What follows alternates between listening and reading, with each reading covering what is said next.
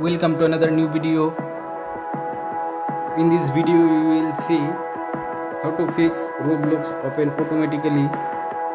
Please follow complete the process.